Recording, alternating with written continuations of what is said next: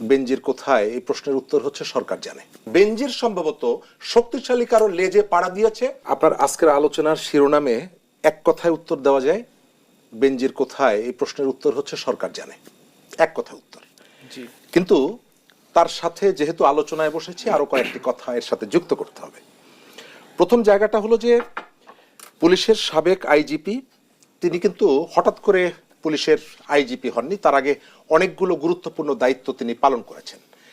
এই দায়িত্বগুলোর মধ্যে Dhaka metropolitan police commissioner ছিলেন, তিনি র্যাবের প্রধান ছিলেন এবং পুলিশের সর্বোচ্চ পদে ছিলেন।